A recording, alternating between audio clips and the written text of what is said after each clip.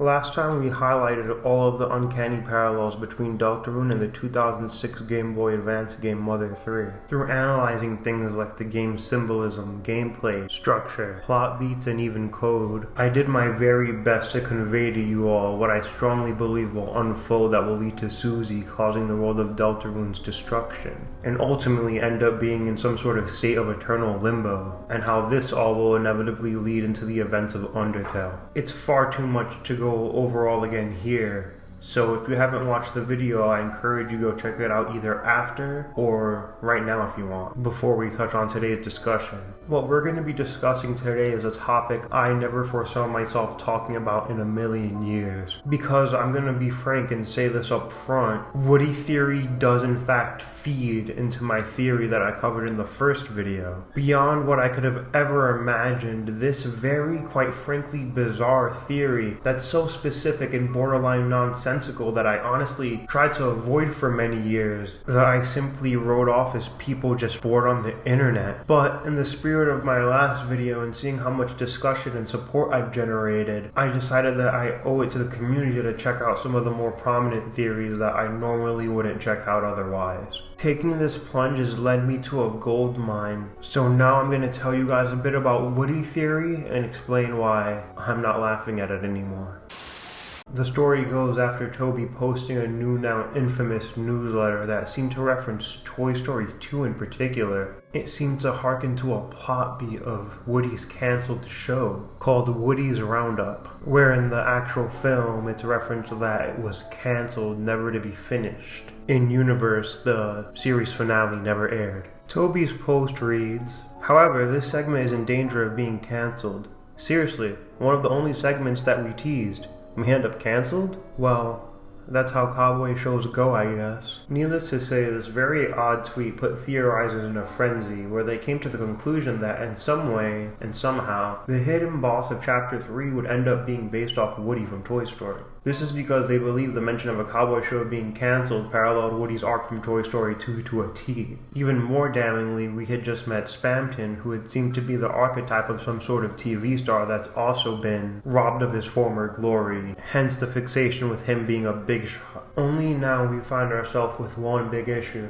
Well, Chapter 3 is out, and it turns out the secret boss was Eram and the optional boss was the Roaring Knight. So that's it then, right? I mean, the chapter based off the TV world didn't have the explicitly TV star character feature in any capacity, so this theory must be dead in the water. It's simple, case closed. Well, not exactly. Current day, there are two things keeping Woody theory on life support, and these two things don't make the theory exactly 100% dismissible. One, the very bizarre fact that when Tana asked about this cowboy show on his quiz show, there's only one way to answer it, being it got cancelled. Why exactly would Toby be so explicit to communicate this bizarrely, seemingly almost throwaway trivia question? Sure, I mean, maybe it's just some, reference for some people following the game's development, but it just seems a bit odd. And excessive considering the minigame you play on the showroom floor already references the Cowboy Act on its own. There was really no need for any further callback beyond that, especially one that involves gameplay. Number 2, in Asgore's room, there is an inconspicuously tucked away CRT in the corner of the room, where some speculate, given Asgore's specific connection to the show, they find it plausible that Asgore may have held onto some sort of videotapes that have reruns of the classic show that he may keep around for sentimentality, as he would watch the show with Chris at the time where he was basically just a baby. We know that Asgore seemingly has trouble letting go of the past, so I could definitely see people's reasoning here. In tandem with the fact we have signs pointing to a future Dark World that takes place in Asgore's flower shop, maybe this Woody character, or Woody-based character, is still on the table. And what I do want to say is, where I stand on all this personally, I have exactly 0 eggs in this basket. I'm not saying none of this could happen, or that it's even unlikely, but what I'm saying is, with how we do predictions here, I don't exactly feel comfortable trying to pinpoint exact character behaviors and responses to everything, because truly, at the end of the day, that sort of stuff is really difficult to predict. If you watched my last video, you know that we do things super broad strokes. We look at what's there and we could approximate. I can't exactly predict characters that haven't been introduced. I could only work with what's in front of me. However, all of that being said, this theory is still so important to me and does help my theory. So I'm gonna stop dodging the main topic of today, and I think we're gonna get into this by asking you, the viewer, a question. Let me just start by asking you, did you know that Toy Story and Mother 3 are connected? From beings being torn apart and reassembled by disturbed children, all the way to heroic cowboys with red neckerchiefs, Mother 3 does in fact owe a lot of its DNA to the iconic and formative Pixar 3D classic, Toy Story. And considering it came out around the time 3D animation was practically still in its infancy, in terms of its fidelity anyway, it's really no wonder the developers down at Nintendo were so eager to try to capitalize on the sense of the movie's whimsy. Now, I know that making the jump from Toy Story to Mother 3 sounds a bit insane for a lot of people, but give me a moment to explain and I'm sure I could clear this all up. Initially, Mother 3 was conceptualized as an N64 game, in other words, meaning it was supposed to be the Mother franchise's first foray into 3D. For those of you who require concrete proof on the connection between Mother 3 and Toy Story, you can check out this old interview where the Mother 64 team says, "Another goal of the Mother 3 team is to create a truly epic 3D computer game.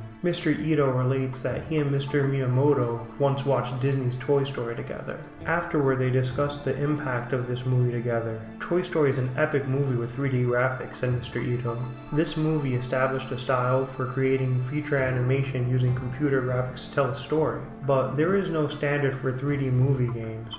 We need to establish a different way for games."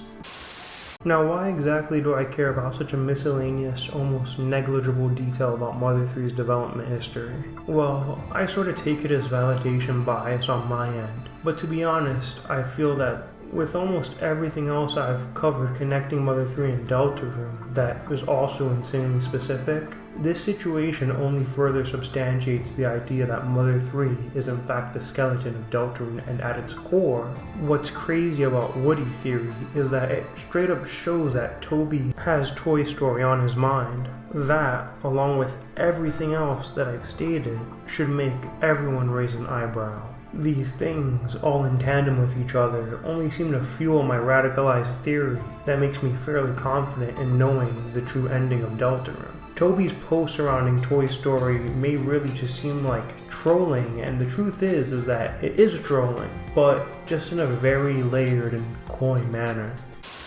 In the middle of producing this video, Chapter 5 has gotten its official release date, and with more chapters there comes more answers, but also even more questions more often than not. And I really want to ask all of you watching, and all of you that have recently subbed and liked and everything, for a huge favor. Going into everything from now on in the story of Deltarune, starting from Chapter 5, I want you all to find evidence both for and against my initial theory. I know to some my claims can be seen as very far-fetched, but what good theory isn't at the end of the day? Even Woody theory, for all of these leaps and assumptions made pertaining to this alleged Woody character. In the last trailer, Spooky Dude mentioned seeing canyons in the distance, and that gave him a glimmer of hope that his theory could be actualized. And at the end of the day, that sort of determination to hold on to a theory that you have your stakes in it's pretty admirable.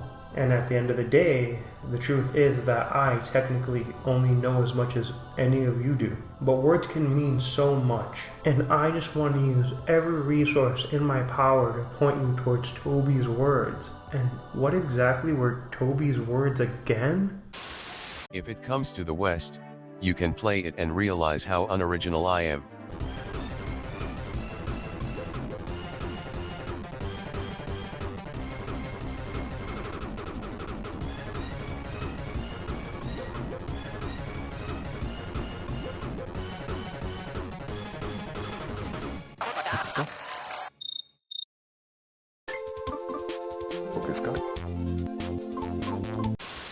Hey everyone, thanks so much for watching. I didn't know where to put this in the actual video, but I just wanted to have a second to say I actually found this tattered up Woody while conceptualizing this video, and I thought it was the most insane thing ever. So I want you guys, if you don't believe me, I want you guys to try to reverse image search this and see that I'm telling you guys the truth. During Woody Theory, I found an actual fucking Woody. Like, sub, and thanks for watching again. I'll see you guys next time.